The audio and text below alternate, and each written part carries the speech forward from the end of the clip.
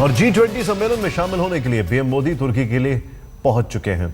आज से यहां 2 दिन का सम्मेलन शुरू हो रहा है। G20 के उद्घाटन सत्र के वक्ताओं में पीएम मोदी भी शामिल हैं। भारत लंबे वक्त से अंतर्राष्ट्रीय मंचों पर आतंक के खिलाफ आवाज उठाता रहा है। तय है कि पेरिस हमलों को लेकर पीएम मोदी G20 में आतंक पर अपनी 2 टूक राय जरूर रखेंगे। पेरिस में आतंकी हमलों के साये में शुरू होने जा रहा है G20 सम्मेलन।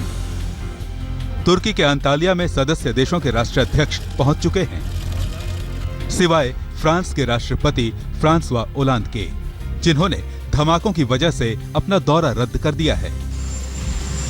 तय है कि 2 दिन के G20 सम्मेलन में आतंकवाद का मुद्दा सबसे ऊपर होगा। सीरिया में चल रहे गृहयुद्ध को लेकर भी G20 में प्रमुखता से चर्चा होगी। सीरिया के गृहयुद्ध की वजह से शरणार्थियों की समस्या भी इस बैठक के एजेंडे पर है।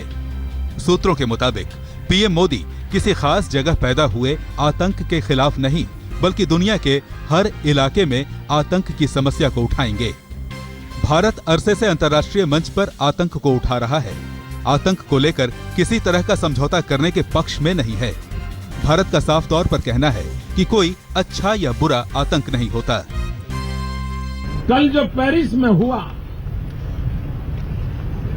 मानवता पर हमला हुआ, और दुनिया ने मानना पड़ेगा कि हमला पेरिस पर नहीं है, ये हमला फ्रांस के नागरिकों पर नहीं है, ये हमला फ्रांस पर नहीं है, ये हमला मानवता पर है, मानवतावादी विचारों पर है। और इसलिए मानवता में विश्वास करने वाली सभी शक्तियों ने इकट्ठे होकर के ऐसी घटनाओं की घोर निंदा करनी होगी। पेरिस धमाकों के अलावा G20 सम्मेलन का दूसरा बड़ा मुद्दा अर्थव्यवस्था को लेकर रहने वाला है। दुनिया भर में अर्थव्यवस्था मंदी का शिकार है। हम आपको बता दें कि दुनिया भर की अर्थव्यवस्था में G20 के सदस्य देशों की हिस्सेदारी 80% है। विश्व व्यापार में इनकी हिस्सेदारी 75% मानी जाती है। G20 में होने वाले फैसले इसलिए भी अहम हैं क्योंकि दुनिया की 2/3 आबादी इन्हीं देशों में रहती है। भारत इस लिहाज से अंतर्राष्ट्रीय मुद्दा कोष में कोटा प्रणाली पर भी सवाल उठाएगा। काले धन का मुद्दा भी G20 के एजेंडे में है। बैठक में जलवायु परिवर्तन का मुद्दा भी सुर्खियों में होगा। पीएम मोदी ब्रिटेन के दौरे के बाद शनिवार देर रात तुर्की पहुंच चुके हैं। G20 सम्मेलन के उद्घाटन भाषण के वक्ताओं में पीएम मोदी भी शामिल हैं। इसके बाद पीएम मोदी की कई देशों के राष्ट्राध्यक्षों के साथ द्विपक्षीय मुलाकात भी होनी है। आज तक ब्यूरो।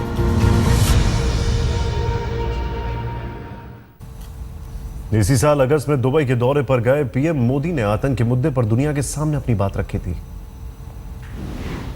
आज अमीरात और भारत की तरफ से आतंकवाद के खिलाफ 2 टूक शब्दों में बिना लाग लपेट और किसी की परवाह किए बिना साफ साफ शब्दों में संकेत दे दिए गए।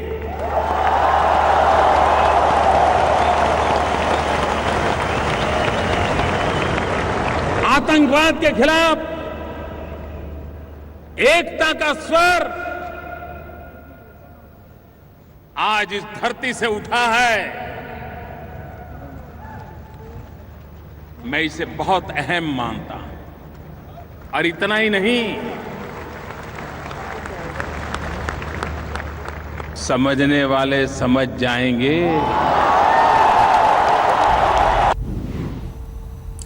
पेरिस में हुए हमले के खिलाफ दुनिया भर में देशों जो हैं उनमें एकजुटता दिखाई दे रही है।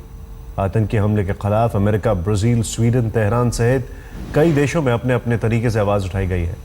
G20 के लिए पीएम पहुंचे हैं और आतंकी हमले पर चर्चा निश्चित है। जाहिर सी बात है, एक मैंडेट बन रहा है कि आतंक के खिलाफ किस तरीके से लड़ाई को अंजाम दिया जाए। लेकिन यह भी अपने आप में एक हैरानी होती है कि G20 से ठीक पहले आतंकियों का यह हमला करना, यह अपने आप में कई सवालों को जन्म देता है।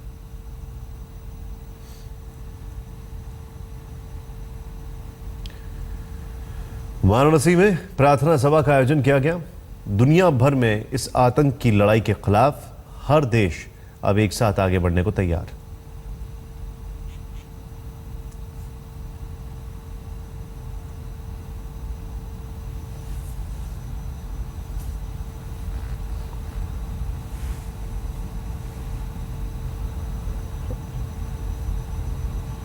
और जिस तरीके से फ्रांस में यह आतंकी हमला हुआ उसको देखते हुए एक और चीज सामने आई है कि जो आतंकी हैं उनकी शिनाख्त होनी शुरू हो गई है, जिसमें से एक आतंकी बताया जा रहा है कि शरणार्थी था, रेफ्यूजी के तौर पर उसने अपने आप को ग्रीक अथॉरिटीज में रजिस्टर कराया था। पेरिस में हुए आतंकी हमले ने इस मुद्दे की गंभीरता को फिर से सामने ला दिया है। दुनिया भर के देश आतंकी हमलों को लेकर अपनी एकजुटता दिखा रहे हैं।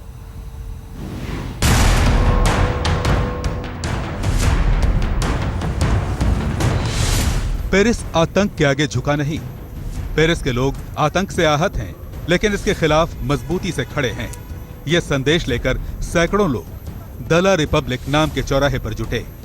लोगों ने यहां शांति और एकजुटता के संदेश छोड़े। पेरिस भूला नहीं है उस जख्म को जब जनवरी में चार्ली हेब्दो आतंकी हमले में यहीं पर जमा होकर आतंक के खिलाफ साथ रहने का संकल्प लिया था। फ्रांस में 3 दिन के शोक का ऐलान किया गया है। धमाकों के बाद पेरिस के सिनेमा, संग्रहालय, बाजार और एफिल टावर सब बंद हैं। फ्रांस के राष्ट्रपति ने इसे युद्ध करार दिया है और आतंक के खिलाफ इस लड़ाई में पूरी दुनिया ने एकजुटता दिखाई है। पेरिस का साथ देने और आतंक को करारा जवाब देने के लिए इक्वाडोर के राष्ट्रपति खुद शोक सभा में शामिल हुए।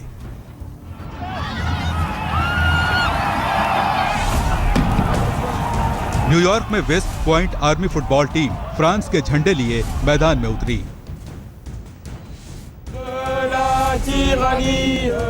न्यूयॉर्क के ही वॉशिंगटन स्क्वायर पार्क में सैकड़ों लोगों ने मार्च निकाला।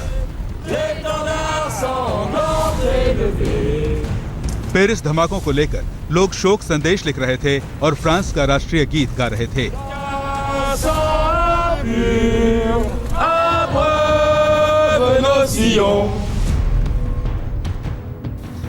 भुवनेश्वर के मशहूर रेत कलाकार सुदर्शन पटनायक ने भी पेरिस हमले में मारे गए लोगों के लिए संवेदना जताई और आतंक के खिलाफ एकजुटता जाहिर की। आतंकी हमला कहीं भी हो, इसके जख्म, इसका दर्द हर कहीं एक जैसा ही होता है और यही बात इस क्रूर घटना के खिलाफ उठ खड़े होने की ताकत भी देती है। बाटाक्लान के जिस कंसर्ट हॉल में आतंकियों ने खून की होली खेली, पेरिस अगले ही दिन वहां फिर आ खड़ा हुआ, मरने वाले लोगों के लिए प्रार्थना और आतंक के खिलाफ मजबूत हौसला लेकर। आज तक ब्यूरो। यानी इस पूरे मामले पर अब एक चीज साफ है कि G20 समिट में यही एजेंडा होगा, यही मुख्य मुद्दा होगा, लेकिन आतंक को किस नजर से देखा जाता है, ये अपने आप में एक सवाल है। क्या G20 में भी जो प्रधानमंत्री मोदी ने एक बात कही थी, G20 में भी इस बात के ऊपर क्लैरिटी होगी कि आतंकवाद की क्या डेफिनेशन होनी चाहिए? यूएन में तो अभी तक नहीं है। पेरिस में हमले के बाद अब भारत भी अलर्ट हो गया है। आईएसआईएस की मौजूदगी मध्य पूर्व के खाड़ी देशों तक ही सीमित नहीं है। यूरोप, यूएस से लेकर हिंदुस्तान तक में उसके स्लीपर सेल काम कर रहे हैं, ऐसा अंदेशा है।